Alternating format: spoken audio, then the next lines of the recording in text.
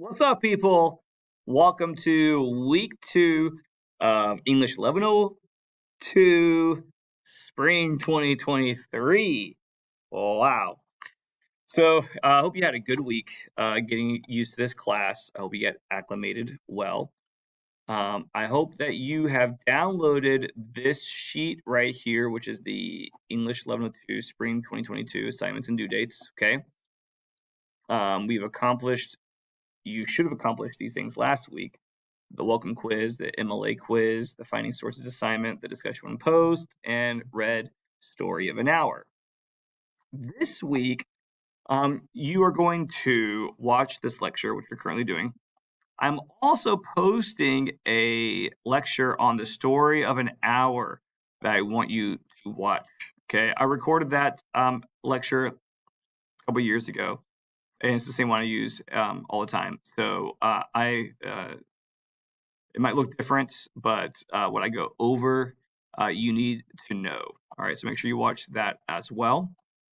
And then these are the things that you're going to do. Discussion post 2, you're going to read The Adulterous Woman first, and you're going to complete this assignment, which I'm going to go over all right now. Okay, these are the things that I'm going over today in this lecture. Simone de Beauvoir, which is important because you're going to be reading some quotes from her and applying something that she said to the story of an hour. I'm going to go over Sartre's existentialism, which comes into play for The Adulterous Woman. I'm going to talk about parts of a paragraph, so that way you know how for the expectation of good writing. So you can mimic that as you complete these assignments. I'm going to talk about La Petite Mort and the waiter. Okay, good times. This is our classroom. Make sure you understand how to navigate this. You go to weekly lessons. And if you go under week 2, here you'll find a PDF copy of the PowerPoint that I'm going to be using today. Here's the story of an hour assignment that I want you to complete after watching the lecture. Don't do it until you watch the lecture, okay? The analysis lecture. Here are some quotes from Simone de Beauvoir, who I'm going to go over who she is in a moment. Here's a PDF copy of a comic strip about the waiter, which I'm going to go over some today. This is The Adulterous Woman that you are going to read. All right. Please pardon this interruption. All right, that was the high school announcement that essentially all kids need to be with an adult. All right, and then here is a link to the discussion board for you to be able to post your response. Okay, so everything you need is in week 2. All right, and everything I'm going over in this PowerPoint lecture is meant to help you to do well on this week's assignments. Okay, especially this one right here. All right, so here we go. I'm gonna pull up the PowerPoint.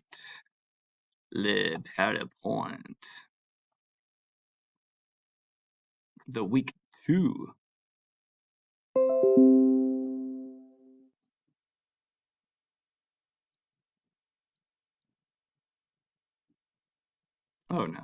Oh no, stop. Exit drawing. I hate this little tool. I don't know if y'all can see this little toolbar that is here. There you go. Just move it out of the way.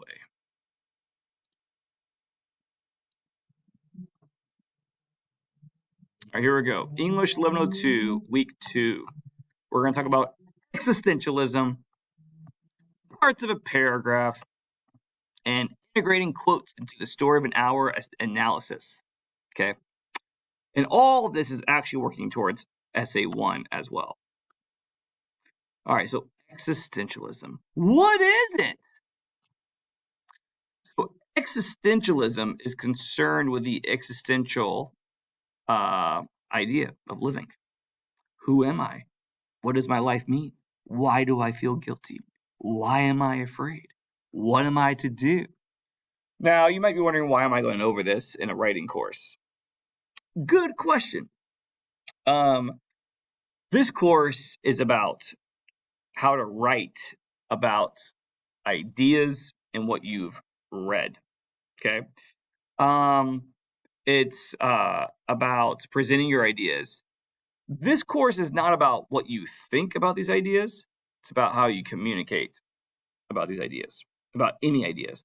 Um, and so, like, I could be doing a presentation on the Marxist economy of Bulgaria in 1950. And you could write an essay about that. And really, I'm just grading on your style and how you cite and using sources and all those kind of things. Okay. I have to give you something to write about in order for you to write about a topic. All right. So with that in mind, I'm going over existentialism because the stories that we're reading in part one can be looked at from an existential perspective. And the things that you can talk about can come from this sort of like philosophical perspective, which is important because a lot of the papers that you write will be theoretical papers in your other classes. All right. And so this is just a medium for me to be able to get you to write about an idea that you've been instructed on. Okay. All right. So, but then you also, learn something here and here. Okay. So all this applies to paper one and understand because paper one is about the stories and these ideas help you to understand the stories. Okay. All right. So existentialism is not a specific school of philosophy, but any philosophy that says that meaning and choice uh, as they affect individuals is what is most important. Okay. There's existential theologians such as uh, Dietrich Bonhoeffer and St. Augustine and Kierkegaard. All right, they have a lot of existential ideas in their Christian theology. There are political existentialists about this idea of creating a country and a government that allows people to have access to authentic life and individuality and freedoms. Okay, so this is it's a broad blanketed term. All right, but it's really all about the idea about how we are living to be in a way that is true to who we are as people. Okay. Okay. So then, how does this relate to Le Petite Mort? The Le Petite Mort is sort of an existential um, mechanism or tool. Okay.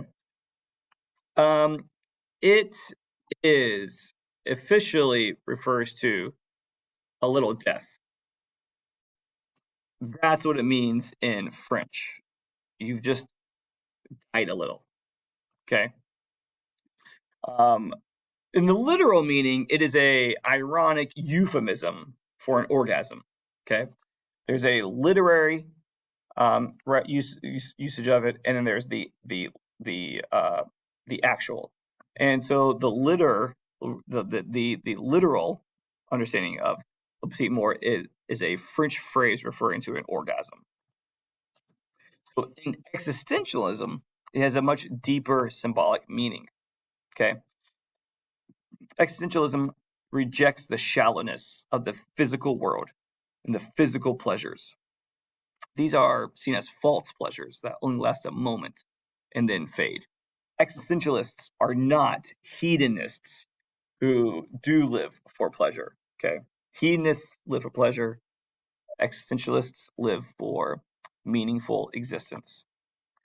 Like true pleasure comes from an epiphany, or as a therapist refer to them, breakthroughs.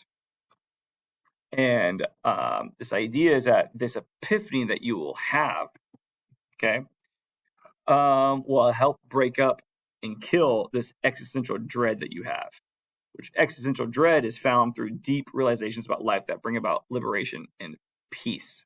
Okay. So it's like you are living a inauthentic life. Let's say you're Scrooge McDuck and you're obsessed with money, money, money, money, money, money, money, money, money.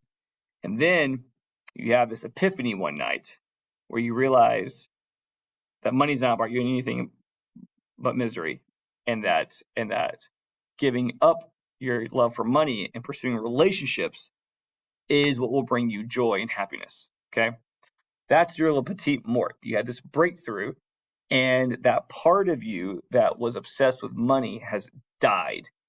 A little part of you has died. That part of you that's been keeping you from being able to live an authentic life dies. Okay, so le petite mort is a psychological orgasm that kills that old perspective or understanding that kept people in existential chains. And the idea is that, like, when you realize how to live your life, then now you can have true pleasure, not hedonistic sexual pleasure, but like real pleasure. All right. The orgasm of existence, living correctly. All right. Okay. This came up. John Paul sort of he did not come up with this idea fully, but he definitely did push this idea. Okay. He was a philosopher. He won the Nobel Prize. He believes that existence precedes essence, that we have no given nature. We become who we are through freedom of choice and moral responsibility. Existence precedes essence, meaning you can exist. That does not mean that your life has essence. All right. You're born and you're given a life, and so you are in existence. But if you don't do anything with that life, you will have no essence. Okay. We are born into existence that has no divine purpose. Life is often absurd or horrible, and the only true values are the ones that we create for ourselves. That's his idea. Okay. So let's talk about the waiter. I'm gonna move this so maybe my face is not. There it is. The waiter. So in the waiter is this idea of bad faith. Bad faith is when people are too terrified to face the freedom and responsibility of choice, and they revert to old existing norms and rules. Okay. It's like people who um, would rather just be in prison. They do not want to deal with life, so they choose just put me in a prison, and then I'm told when to get up, when what things I do each day. This is when I eat. This is when I work. This is when I go outside. All right, this is when I go inside, and I eat dinner again, and then this is lights out. Boom, good, done. I want to live passively. Okay, that's having bad faith, he says. Commitment, choosing and living in accord with the choice. So, like the waiter, this idea of the waiter is a symbol of performance being. All right, he uses the waiter as a negative metaphor. It's not something you want to be like. Okay, and his idea is the waiter does not exist in nature. All right, waiters do not. There shouldn't be an apostrophe there. That should just be waiters. Waiters do not exist in nature. All right, a woman does not have a baby and say, "Oh my God, I had a waiter." All right, no, she had a human. That's what she has. A person changing and acting in order to receive money or some other empty validation is not living a free life. Okay. Someone who is just going through the motions, who is imitating, someone who is just performing a role, they're not really living a free life. The types of waiter, like the idea of a man's man. Okay, man, I guess I'll hunt, and I guess I won't cry, and I guess I'll wear boots, and I'll watch Yellowstone. Okay, a man's man. I want to turn on football. Okay, which I'm not saying anything's wrong with any of those things. I'm individually, like I'm tired because I stayed up watching the football game. I was very happy when when the Falcons won and the Dogs. Okay, so like I love football. I watch Yellowstone. Okay, I don't hunt. All right, I do like to work out. So but I do those things because I enjoy those things, and there's nothing wrong with doing those things if you authentically enjoy those things. But the idea of is that if you do these, if a man does these things to be a man, to be an alpha man, because that's what men do, and then I put down men who don't do these things. All right, what? You don't eat meat? You're not a man. Okay, that's what I mean by that's a man waiter. A housewife. This idea that like this woman has to get her validation by being the best, most perfect housewife, not because she wants to, but because she feels like that's like women's duty to. Okay, feeling like, hey, because I'm a stay-at-home dad over the summer because I'm a teacher, so I'm home with the kids, and I really enjoy it. If I like teaching, but also it's nice to hang out, take care of the kids. It's a lot of work, I keep the house nice and I cook and all those kind of things and do groceries and stuff, But like if that is what someone enjoys, good, do it. But there's also this idea of this pressure that communities put on women to be the stay-at-home mom, to be the woman who goes and gets all the groceries and cooks for her spouse, and to be the classroom mom. And women often talk about the pressure that other women put on each other to do these things. Okay, and so if a person is being, if a woman is being the housewife because she feels pressured in doing it, but deep down she hates it, that's not a good thing. Okay, so maybe look at a churchgoer. There are people who have faith in their religion and they get comfort from their feelings of God and salvation and all those things. And then there are people who think that they're going to get into heaven over other people because of how much they go to church. And they think that they are better representations of humans on earth because they go to church. And they think that their religion is the best religion than anybody else's religion. And it's all fueled really by competition. That is false and problematic. Okay. Okay. So it's ultimately about, are you doing something and being a certain way because you authentically enjoy it, or are you just playing a role and just going through the motions that is expected of you to do? Okay. We're going to come to that later because we're going to talk about that with the adulterous woman. Okay. Which is written by this guy, Albert Camus.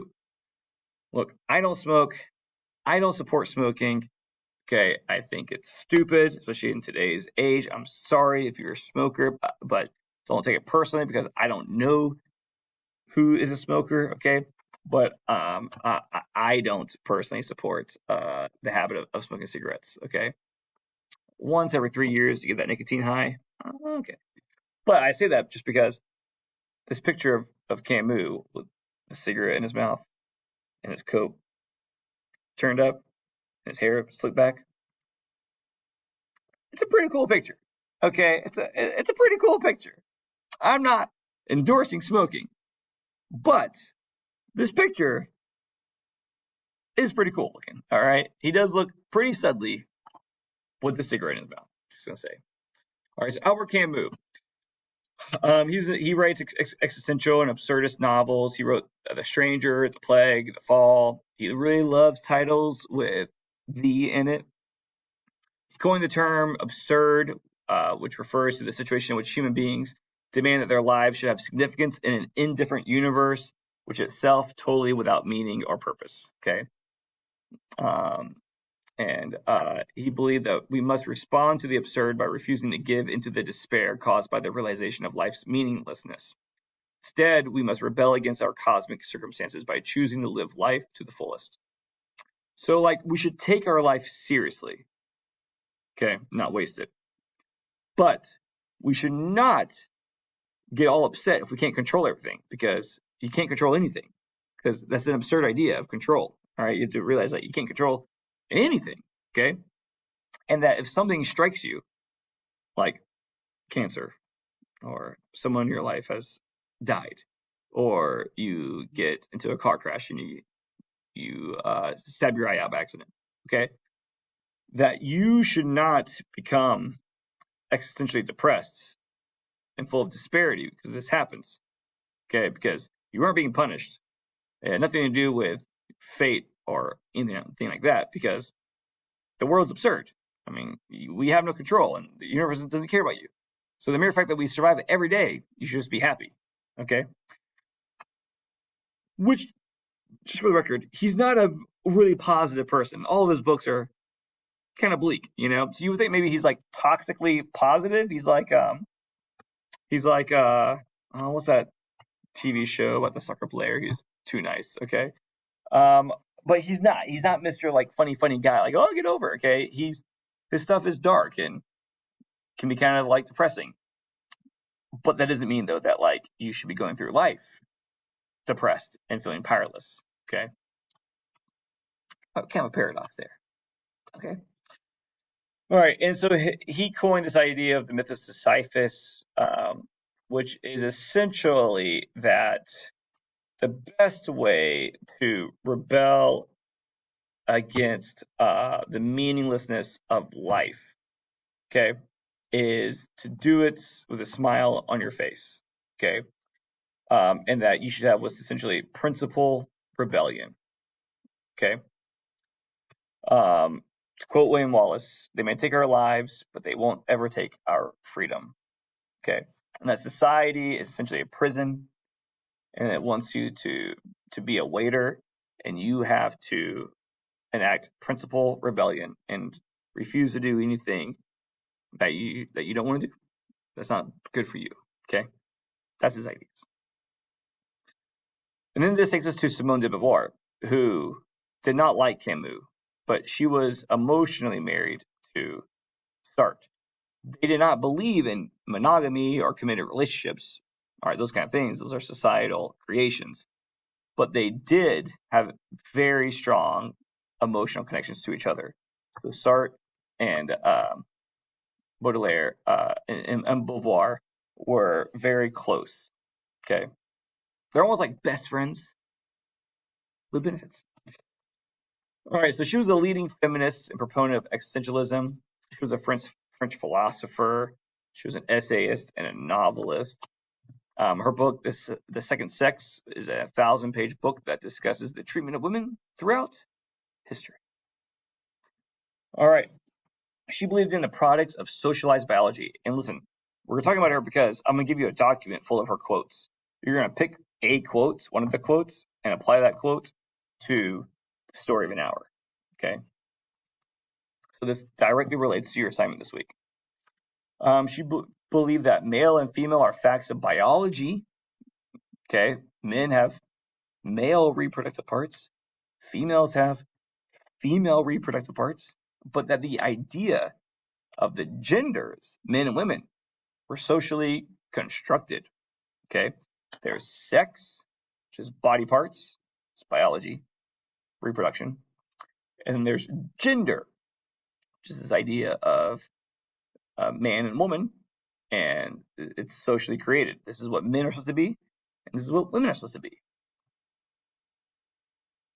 But it is doubtlessly true that reproduction is very different from males and females, okay? The body itself means that men and women experience the world in different ways. She also said that, look, men might be less emotional than women biologically, and women might experience a wider range of emotions biologically, okay? Which means that maybe a woman might be more likely to cry, possibly, at a situation than a man. But the problem, though, is when socially we ascribe a rating to that. All right, a qualitative rating that like men's way of reacting is better than women's. That's the problem. She's not arguing that men and women are different. They are different.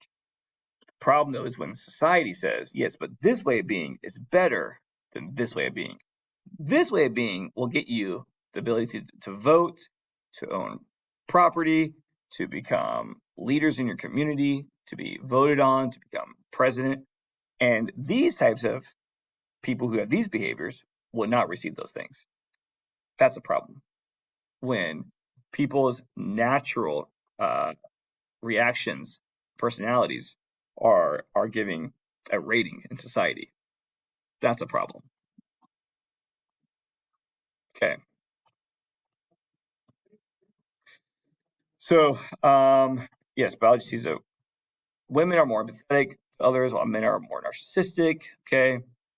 Yet the paradox is that women connect with others more easily than men, yet they desire a greater need for self than men. Okay. So like all these things are things that she sees that society limits women from self-discovery because of the narcissism of men. And so while men and women are seen equally, society does not allow each type of person to function fully. Okay. And for her, social conformity really is gender identity. Male dominant society argues that it is the normal that is to be striven for. You are healthy when you can function in society. Problem, though, is that men for the longest decided what was normal behavior for women. And so, she poses, okay, well, what if you simply choose not to be that way? Well, problem is, though, that this is presented to humans as being only the battleground of compulsions and prohibitions. Is that like society deemed women as being the homemakers, and as a way to force that is that, okay, well then they limited rights for women, the types of jobs that women could have. They limited the women's ability to have checking accounts or to purchase property. Women could inherit property, but they couldn't purchase property. Okay, so when you start to feel that there is a qualitative difference between men and women, that males' behaviors are better than female behaviors, then that leads into restraints, and then that leads into laws, and then that further creates forms of oppression. Okay, and so Boulevard definitely has a problem with that. Okay, so there's that. Those are the three existential philosophers. All right, you're going to be using that information this week and next week when writing about the story of an hour and writing about the adulterous woman. Okay. Now, in your assignment this week, you will be constructing paragraphs. You'll be writing your response. Your response should be a paragraph. Okay. So in that, I'm going to go over how long your paragraph should be. Okay. Or how it at least should be written.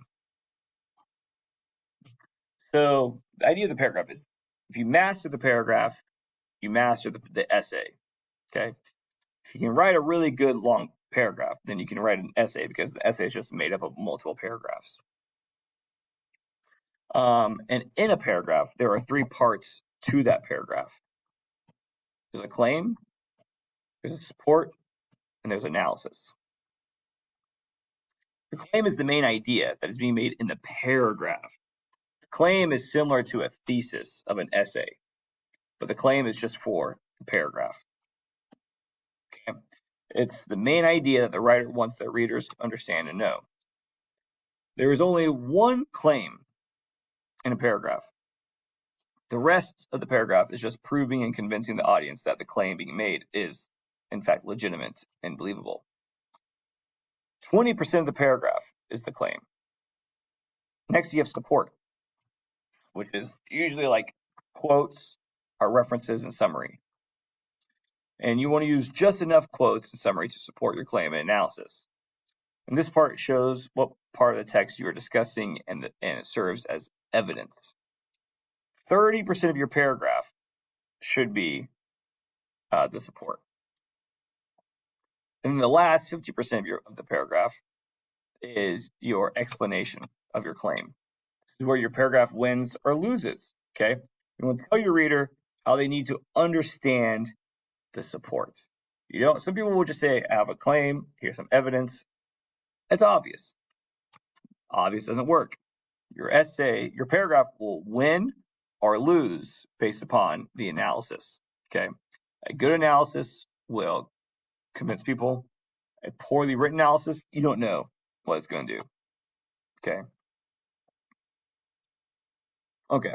So we're going to talk about an example is the theme of Mulan. So this is a paragraph about Mulan, the film. In the film Mulan, the theme is that women should be seen as equal and respected on the battlefield as much as men. In the movie, when Mulan's kingdom is threatened by the invasion of the Huns, the men are called to war. Mulan wants to serve too, but she's denied because of her gender. Therefore, she disguises herself as a male in order to fulfill her destiny to be a great warrior. Mulan is confident in her strength and courage as a warrior, but the male-dominated and sexist society that she lives in prohibits her from fighting, even though, by surviving and thriving in the war, she proves that women can be as equal or more so than men in war. Although the film doesn't explicitly show people being killed, because there are battles fought, it can be understood that people do in fact die in these battles, yet Mulan survives. And if it is understood that she is the only woman fighting in this war, then that means she, a woman, has been more dominant in battle than many other male soldiers. With her rising political power as being a princess, combined with the self-assurance in believing that women can handle battle, she will be a mighty influence in her kingdom at leveling the field of respect paid toward women in battle and society. Wow. So now let's look at how this is divided up, okay? So the claim of this paragraph is this. In the film Mulan, the theme is that women should be seen as equal and respected on the battlefield as much as men. And then we have some support. And then we have analysis. So it looks like this. This is the claim. This is the support. Mulan's kingdom is threatened by the invasion of the Huns. The men are called to war. Mulan wants to serve too, but she's denied. Okay, she disguises herself as a male. All that happens. You watch it. This is a fact. These are facts. This is interpretation. She's confident. All right. I mean, she never says I am confident, but we can interpret that she's confident. Okay. And we can interpret that she proves that she can be as equal to more so to men in war because of these things. All right. Even here it says, although the film doesn't explicitly show people are being killed. All right. But because they are fought, we can assume this. That's again analysis. All right. So the majority of this paragraph is analysis. We have some support and we have a claim. That's how your paragraphs really should be organized and written. Okay, so that's the end of part one. I'm gonna stop it here. We've been 33 minutes in. I have some more stuff to talk about, but I'm gonna give you a break. And I'm going to record the rest of this tomorrow. Now, for you, some of you who will just go from this one to the next one, it'll seem like no time has passed for you. Okay. So let me know if you have any questions over this, and make sure you watch part 2 and part 3 lectures. Okay.